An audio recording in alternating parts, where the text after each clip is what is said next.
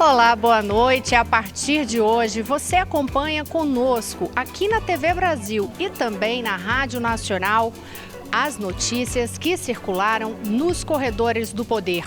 Um programa que vai trazer para você diariamente os bastidores desse noticiário intenso, político e econômico. A gente vai tentar traduzir para você os assuntos que às vezes parecem tão complicados. Eu sou Rosiane Kennedy e todo dia você vai estar comigo aqui justamente para conhecer o que ocorre nos bastidores do poder. No programa de hoje, você vai acompanhar algumas das principais notícias do dia, tanto da área econômica como da área política. Na área política, uma das notícias diz respeito a mudanças no Ministério da Cultura. E o principal fato político-econômico foi a retomada das reuniões do chamado Conselhão, um grupo que se reúne para assessorar o presidente da República, Michel Temer, na tomada de decisões sobre as políticas públicas no país. E tem muito mais: PEC do teto de gastos, repatriação, notícias do judiciário, tudo isso você acompanha a partir de agora aqui e pode nos mandar também uma mensagem. É importante que você entre em contato conosco. Você pode me mandar uma mensagem diretamente no meu Twitter, Rosiane Kennedy, @Rosiane Kennedy, Rosiane com 2 N's, Kennedy com 2 N's e com DY. Um monte de N de notícia aí para você saber que vai ficar antenado mesmo conosco aqui nos corredores do poder. E pode também nos passar uma mensagem no nosso WhatsApp. O telefone é 99766033. Tem um 9 na frente, 999766033. E aí você nos manda mensagem dizendo qual a sua dúvida, qual o assunto que você quer conferir com a gente. Então, você fica ligado aqui, tanto na TV Brasil de segunda a sexta-feira, como também na Rádio Nacional.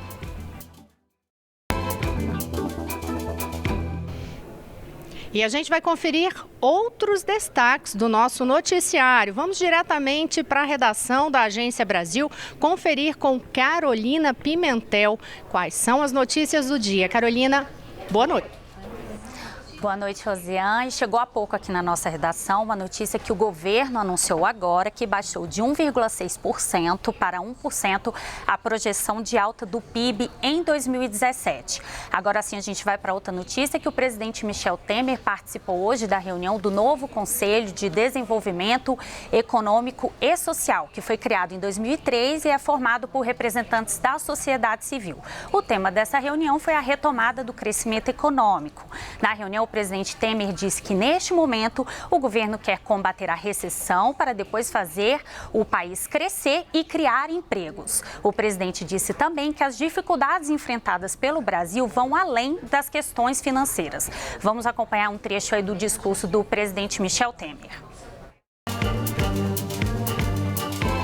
No Brasil que nós encontramos, pensamos nós, não havia apenas um déficit fiscal.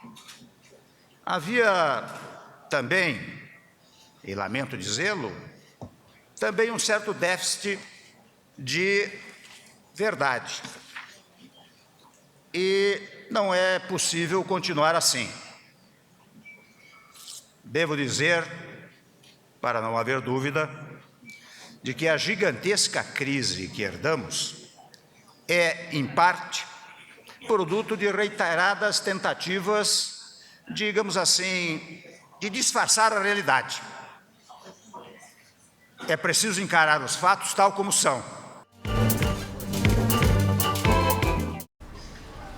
Rosiane, nessa reunião, o presidente Michel Temer disse também que a reforma da Previdência é fundamental para o ajuste das contas do país e, no encontro, vários conselheiros defenderam medidas amargas para a retomada do crescimento do país. É com você, Rosiane. Obrigada, Carolina. E outros detalhes de todas essas informações do que aconteceu na reunião, você pode conferir no site da Agência Brasil, agenciabrasil.ebc.com.br. Você também pode passar para a gente uma mensagem, para Carolina Pimentel, no @Agência Brasil. lá no Twitter da agência. E ainda sobre essa reunião, só uma observação que alguns empresários, porque esse conselhão funciona da seguinte forma: é um grupo grande que tem representantes de diversos segmentos da sociedade. Esta composição que começou a funcionar hoje teve uma atualização, né, uma reformatação que teve alteração aí de 67% dos integrantes. Então, por exemplo, os ministros já são do governo, eles não fazem mais parte deste conselhão. O conselhão é para pegar outras propostas externas que possam ajudar a assessorar o governo e diretamente o presidente da República, Michel Temer, a tomar essas decisões de políticas públicas. Entre os novos integrantes, por exemplo, para você ter uma noção da diversidade da composição desse conselho, tem, por exemplo, a ex-corregedora-geral da Justiça, Eliana Calmon, e tem também o técnico super vencedor no vôlei, Bernardinho. Tem também empresários como o presidente da Fiesp, Paulo Scaff, entre outras pessoas. Então, é um órgão de assessoramento. E justamente por incluir tantas pessoas, nesta reunião também o presidente Michel Temer chegou a solicitar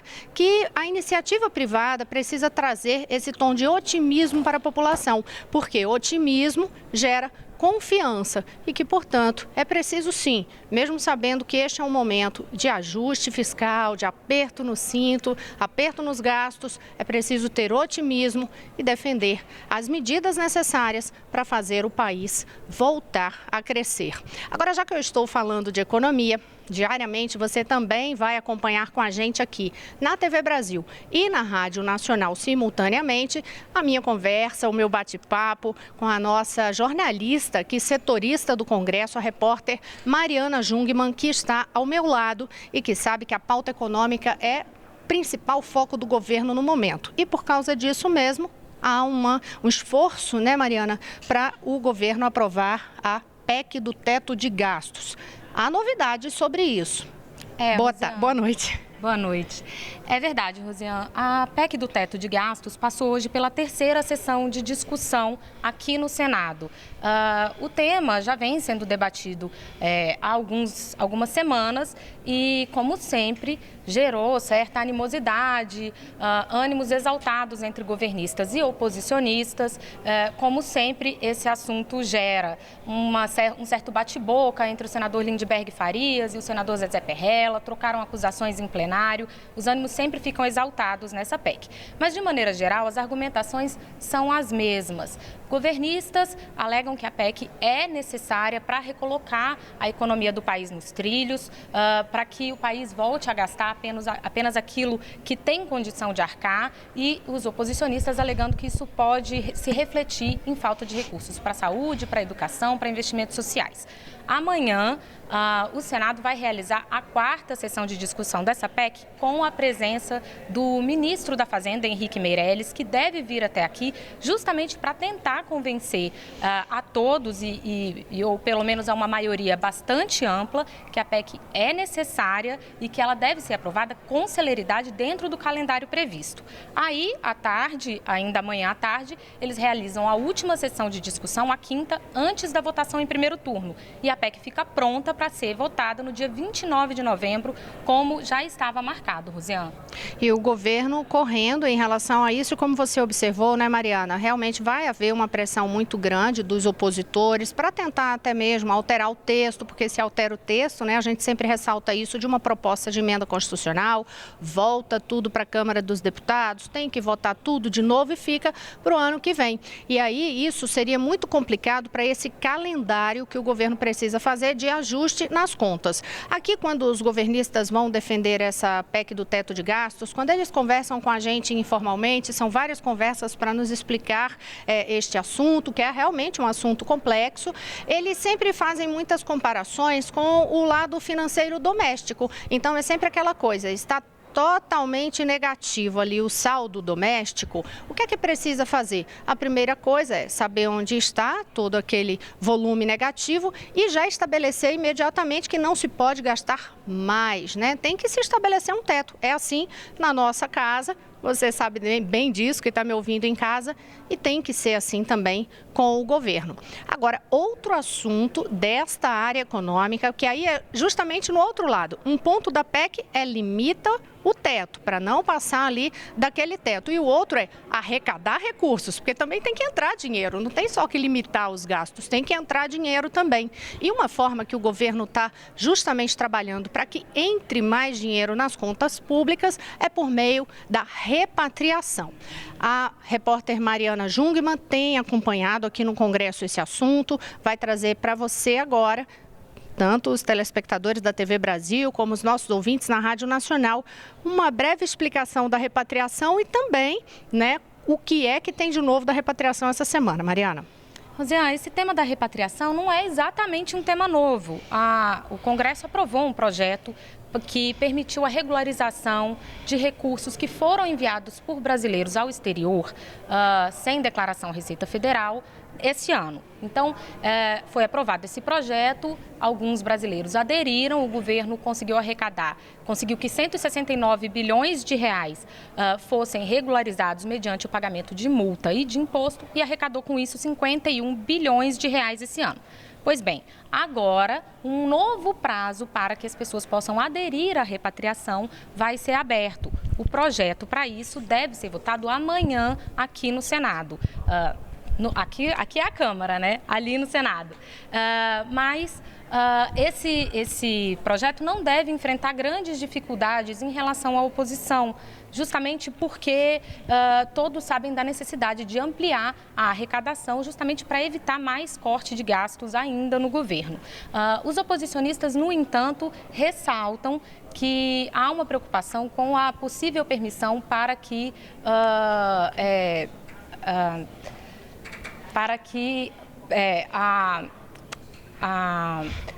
parentes de políticos possam regularizar recursos que venham de alguma origem ilícita. Então, sendo assim, esse deve ser o único debate que deve girar em torno desse projeto aqui no Congresso, Rosiane. Nos próximos dias a gente traz outros detalhes sobre a repatriação. Rapidamente eu vou novamente à redação da Agência Brasil, porque tem uma notícia importante em relação a demissões, fechamento de agências no Banco do Brasil. Carolina Pimentel. Rosiane, isso mesmo. O Banco do Brasil anunciou hoje que vai fechar agências, ampliar o atendimento digital e vai lançar um plano de aposentadoria incentivada. Segundo o banco, essas medidas vão reduzir os custos da empresa e a previsão é economizar 750 milhões de reais por ano. 402 agências vão ser fechadas no país e mais de 250 unidades de atendimento digital serão abertas. Com essa reestruturação, 9.300 vagas serão reduzidas no Banco do Brasil. Atualmente são mais de 109 mil funcionários. O banco anunciou também um plano de aposentadoria incentivada. Vamos acompanhar o que o presidente do banco, Paulo Rogério Caffarelli, falou sobre essa reestruturação. O Banco do Brasil está fazendo uma adequação concomitantemente ao que está acontecendo no mundo com relação à transformação digital. Hoje, 67% de todas as transações que acontecem no Banco do Brasil já acontecem por meio digital, seja pela internet, seja pelo mobile. Em nenhuma cidade onde o Banco do Brasil tem apenas uma agência, ela será desativada. Pelo contrário, a gente vai reforçar inclusive isso. Deixar bem claro que não vai haver demissão. O que nós estamos fazendo hoje é um plano de incentivo à aposentadoria. Temos um público-alvo de 18 mil pessoas e a adesão ela é totalmente discricionária, ou seja, depende do funcionário. Então, nós não estamos falando nesse momento em demissão. As agências do Banco do Brasil vão ser fechadas ao longo de 2017. De acordo com o banco, os clientes vão ser avisados previamente desse fechamento. Além disso, as contas vão ser transferidas de forma automática. Com isso, o cliente não vai precisar mudar de cartão e senha. E no site da Agência Brasil, você encontra os telefones e também uma página que o Banco do Brasil divulgou para tirar as dúvidas dos clientes sobre essa reestruturação. O nosso endereço é agenciabrasil.ebc.com.br. Rosiane. Obrigada, Carolina Pimentel. E quem também tem notícia econômica é a repórter da Rádio Nacional que fala conosco agora, Maíra Heinen. Boa noite. Boa noite, Rosiane. Pois é, a Confederação Nacional da Indústria divulgou hoje os números da sondagem industrial em relação ao mês de outubro, que mede aí a percepção dos empresários em relação ao desempenho da produção, do emprego e dos estoques. E os empresários aí se mostraram ainda um pouco pessimistas em relação a esses números de outubro. Os empresários disseram que o ritmo industrial está em queda e esse índice de produção, ele é uma escala de 0 a 100.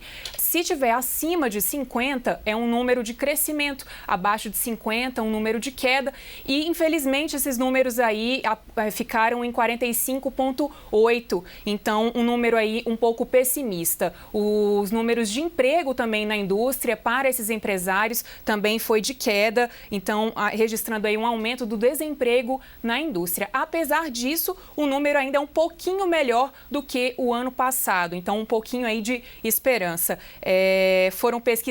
A pesquisa foi feita aí com mais de 2.000 empresas, 2.000 para ser mais exata, e 371 empresas participaram aí dessa sondagem. Rosiane. Obrigada, Maíra. E no próximo bloco você vai acompanhar com a gente as novidades em relação a mudanças no Ministério da Cultura. Teremos também notícias sobre a Lava Jato e ainda sobre um mutirão de conciliação. Continue conosco aqui na TV Brasil e na Rádio Nacional. Eu volto já.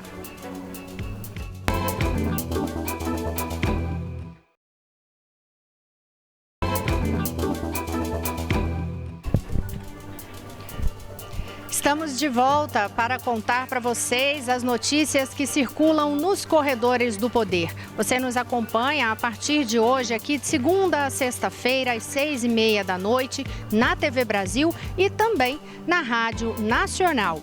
No bloco anterior, a gente falou sobre o plano de demissões, o plano de aposentadoria, como chamam os diretores do Banco do Brasil, em relação a esse plano justamente para que haja o fechamento de algumas agências, o encerramento de algumas superintendências, diretorias e haja todo um remanejamento em relação a esse quadro funcional. Você ouviu aqui e viu conosco também notícias sobre a PEC do teto de gastos, a repatriação e a retomada dos trabalhos do Conselhão, um órgão que reúne representantes da sociedade de diversos segmentos e que serve justamente para assessorar o presidente da República, Michel Temer, na decisão sobre políticas de governo. E hoje o foco da reunião do Conselhão foi justamente discutir medidas para a retomada do desenvolvimento econômico. Você que nos acompanha pode nos passar uma mensagem. Pode ser diretamente para mim no meu Twitter. Anota lá. @Rosiane Kennedy. Rosiane com 2 N's de notícia. Rosiane com 2 N's, Kennedy com 2 N's e com DY no final. Você também pode nos passar uma mensagem pelo WhatsApp. O telefone é 999766033. E agora a gente vai falar de um dos principais assuntos políticos desta semana, que é a mudança no Ministério da Cultura. Vai haver uma alteração e aqui em primeira mão para você eu conto que o novo ministro da Cultura, Roberto Freire, que é do PPS, é deputado federal da bancada do PPS de São Paulo, ele vai assumir o Ministério da Cultura e a posse, aí vou contar para você em primeira mão o horário e o dia, será quarta-feira desta semana ao meio-dia. A informação, hoje a gente tem algumas informações de bastidores, porque Roberto Freire teve uma reunião, almoçou hoje com o presidente da República, Michel Temer, justamente para tratar sobre este momento em que vai assumir a pasta. E nesta conversa com Michel Temer, eles trataram, por exemplo, que uma das prioridades é fazer toda uma análise em relação às medidas de incentivo que existem, para promover a cultura no país, para fazer com que haja possibilidade de dinamizar essa política de incentivo à cultura no país. Roberto Freire está assumindo porque o ex-ministro da Cultura, Marcelo Calero, deixou o cargo, pediu demissão no fim da semana passada. E Marcelo Calero deixou o cargo justamente porque disse que se sentiu pressionado por outro ministro do governo Michel Temer. O ministro da Secretaria de Governo, Gedel Vieira Lima. Segundo Calero, ele teria pressionado pela autorização de uma obra no IPHAN, que é o Instituto do Patrimônio Cultural Nacional. E aí houve uma polêmica em relação a isso. Ele deixou o cargo e vai assumir Roberto Freire. Hoje, o presidente da República solicitou que o porta-voz da presidência, Alexandre Parola, falasse sobre o assunto para deixar muito claro que Gedel Vieira Lima vai continuar no cargo e que todas as decisões continuarão sendo técnicas e com absoluto respeito às normas das instituições. Vamos ouvi-lo. O ministro Gedel Vieira Lima continua à frente da Secretaria-Geral da Presidência. O presidente Michel Temer ressalta, adicionalmente, que todas as decisões sob responsabilidade do Ministério da Cultura são e serão encaminhadas e tratadas estritamente por critérios técnicos, respeitados todos os marcos legais e preservada a autonomia decisória dos órgãos que o integram, tal como ocorreu no episódio de Salvador. O caso foi levado, de toda forma, para análise da Comissão de Ética da Presidência. E o presidente desse colegiado, Mauro Menezes, anunciou agora há pouco que, por maioria, a Comissão de Ética decidiu abrir um procedimento investigatório para analisar a conduta do ministro Gedel Vieira Lima. A gente também conversou agora há pouco em um bastidor em relação a isso, porque mais cedo tinha ocorrido uma reunião sobre essa situação, se haveria investigação ou não na Comissão de Ética. E aí, agora há pouco, a gente conversou com o líder do governo, Romero Jucá, o senador Romero Jucá, que é do PMDB, e ele ressaltou que o próprio ministro Gedel Vieira Lima solicitou que não houvesse pedido de vista, fosse retirado o pedido de vista, que dessem logo andamento a esta apuração, porque quer esclarecer o mais rapidamente os fatos. Em relação também a notícias aqui do noticiário político, a gente volta a conversar com Mariana Jungmann, porque tem outro assunto que entra na pauta desta semana mais uma vez, reforma política, né, Mariana? É sim, Rosiane. Essa PEC da reforma política, que acaba com as coligações partidárias, institui a cláusula de barreira para os partidos políticos, deve ser votada em segundo turno na quarta-feira no Senado. Essa PEC estabelece que os partidos políticos só poderão ter direito a tempo de rádio e TV se atingirem já nas próximas eleições pelo menos 2% dos votos. É uma PEC que já foi aprovada em primeiro turno e é a primeira das discussões da reforma política que vão acontecer aqui no Congresso nos próximos dias. A gente que está aqui, né, Rosiane, há muito tempo no Congresso, sabe que reforma política é um assunto recorrente, já foi discutido várias vezes, mas a expectativa agora é que alguns projetos relevantes em relação a isso finalmente sejam de fato aprovados. Então há uma expectativa em relação a essa PEC que, sendo aprovada em segundo turno, segue para a Câmara dos Deputados. Obrigada, Mariana. Agora são 6h53. Você está acompanhando com a gente as notícias que circulam nos corredores do poder. Você acompanha pela TV Brasil e também pela Rádio Nacional. Uma outra notícia do dia é referente à questão na área jurídica. A gente lembra que nos últimos dias a presidente do Supremo Tribunal Federal, a ministra Carmen Lúcia, ela visitou algumas cadeias, alguns presídios, ficou impressionada com a situação, fez declarações a respeito e o ministro do Supremo Tribunal Federal, Luiz Roberto Barroso, convocou uma entrevista coletiva que vai ocorrer agora, daqui a pouquinho, daqui a alguns minutos, justamente para falar sobre o sistema penitenciário nacional. Mas ele nos mandou uma mensagem sobre o que vai tratar nessa entrevista coletiva. E ele disse o seguinte, vou reproduzir a frase que ele mandou aqui para a gente. O sistema penal brasileiro não funciona. Ele é um desastre e é um desastre desigualitário. É um sistema feito para prender meninos com 100 gramas de maconha. Você não consegue prender um empresário que deu golpe de 10 milhões. Não é possível alguém pensar institucionalmente e não querer melhorar esse sistema. Ele fala ainda que vive pensando, né, em melhorar todo esse sistema e diz assim, ó, o sistema brasileiro é tão ruim que nós temos 600 mil presos e metade não tem a ver com duas grandes queixas da sociedade, a violência e a corrupção. Você pode opinar sobre este assunto nos mandando a mensagem no nosso Twitter, @RosianeKennedy, ou no nosso WhatsApp 999766033. Vamos à rádio também falar mais uma vez com Maíra Heine, ainda sobre o judiciário. É isso mesmo, Rosiane, porque começou em todo o país hoje a Semana Nacional de Conciliação. A meta aí do Judiciário, do CNJ, o Conselho Nacional de Justiça, é resolver mais de 189 mil casos que estão aí parados na Justiça, precisando de uma conciliação.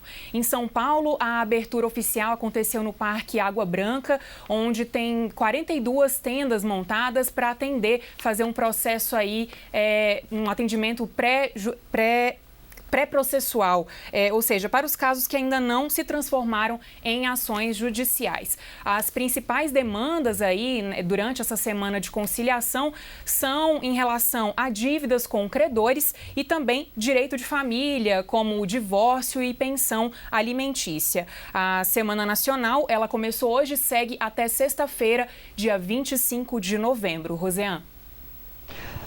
Obrigada, Maíra, e todas essas informações você confere com a gente ao longo da programação. Eu disse a você que tinha notícias sobre a Lava Jato em relação ao andamento das investigações sobre aquele processo que investiga a denúncia de um triplex para o ex-presidente Lula. E havia uma expectativa em relação a depoimento das testemunhas deste caso. Amanhã a gente traz detalhes e eu aguardo você amanhã novamente aqui ao lado de Mariana Jungmann. Boa noite e até amanhã. Boa noite, Mariana. Boa noite, Rosiane. Boa noite.